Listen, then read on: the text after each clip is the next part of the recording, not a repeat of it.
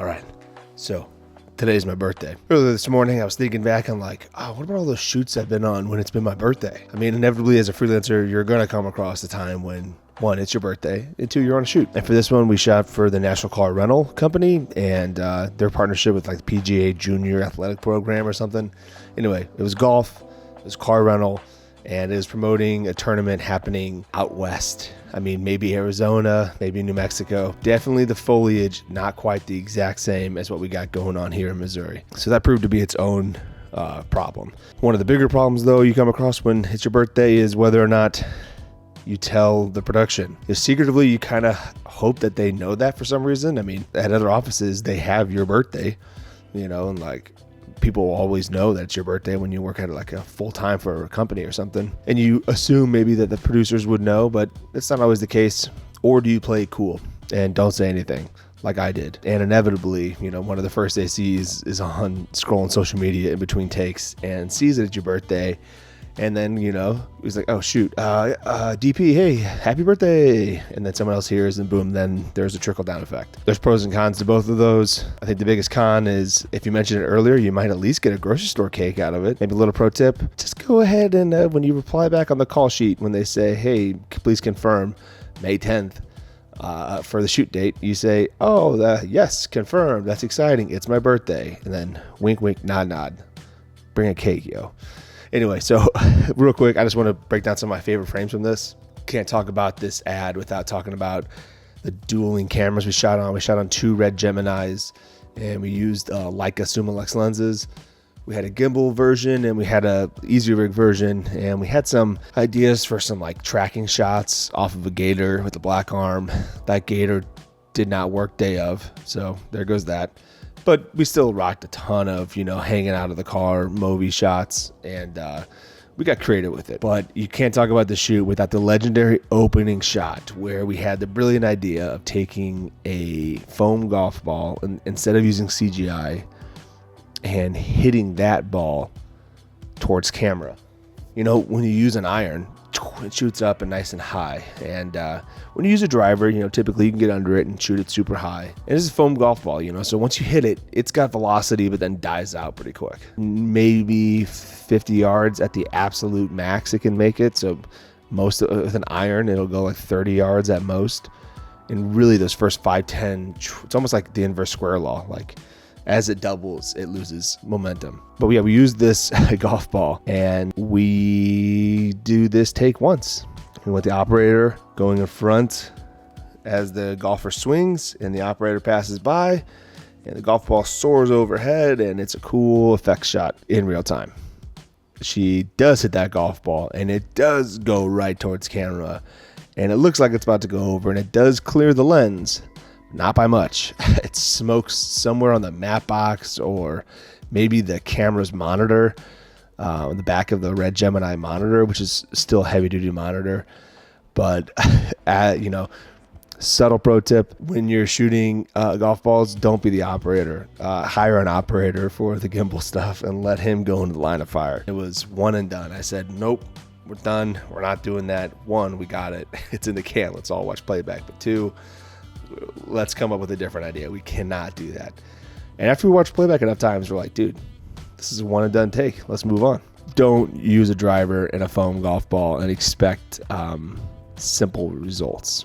We had 2 cameras because we did have quite a few like junior PGA golfers and we had to cover a lot of land. So we ended up doing like a splinter cell group where certain people go this way, other people go this way. One of my absolute favorite frames from this came when this mother and like daughter situation was on a putting green and she was teaching her how to read some lines.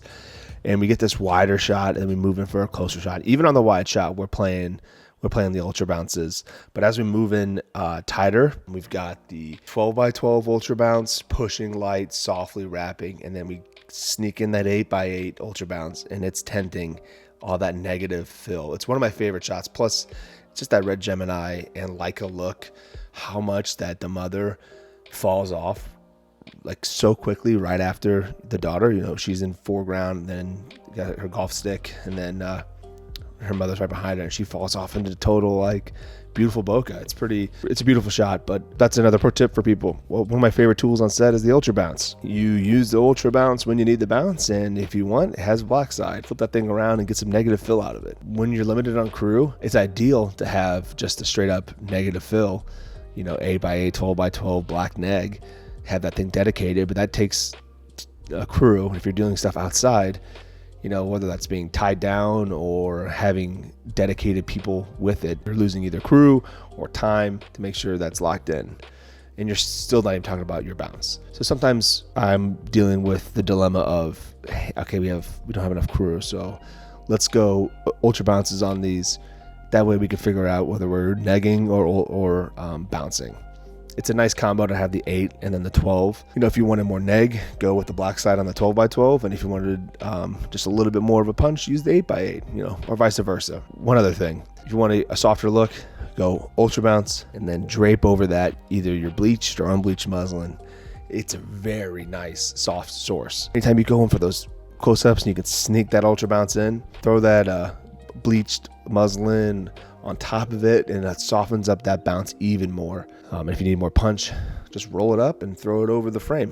One more thing too, if you pre-rig it well and you just tie it off to one of the bars and you've got your ultra bounce and you've got your fabric, you can quickly make a frog light out of that by having your ultra bounce sneak in like a 4K HMI, throwing that into the ultra bounce, letting that bounce back through the muslin. That's a quick and easy way of getting a nice little book light on the go. But here's a pro tip when you're shooting on a golf course. If you ever end up on set and you're shooting on a golf course, try to book yourself a tee time, maybe a week or so before the shoot date. For me, that was the case. We were shooting on May 10th, my birthday, and on May 1st, I went out there to, hit a quick 18. I just wanted to get out there and see some of the course. We already pre-scouted this location, so it was more of just getting eyes on the course again and making sure I'm happy with the holes that we picked out and making sure seeing where the sun's going to be again, and just to get another round of golf in. I'm not the best golfer, and at the time the camera comes out is when, the ball lands pretty close to the hole or something. I did shoot a quick little vignette of, ooh, par 5, this is a birdie putt, and I was like 2 feet from the hole. So that doesn't happen often. Anytime you're shooting on a golf course, book a tee time, get out there early. Bigger pro move is book one with the director and the producer, and you pay for it. And then you say, hey, let's go out there and play. I know we've already scouted it, but let's go play around on me. That's going to build some friendships long term. And it's always fun to get out there and play with some friends. Anyway, all right, back to it. So when you're shooting on a golf course and it's your birthday, have some fun. You're already there hanging out with your friends. You got 2 cameras, which is always fun.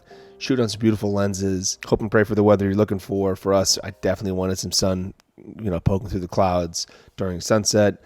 Love to flare out the lenses as much as possible if we could. But when you're up against the challenge of making Illinois and/or Missouri look like, Southwest states, biggest move is to look up. We all share the same sky, slightly different in its color, given the bounce from the sun. Cheat a little lower, look a little bit up. Most golf courses look very similar. Don't be in the line of fire if you're using a foam golf ball. The biggest thing to walk away with is tell the production company it's your birthday. At least everyone's going to get a cupcake or something.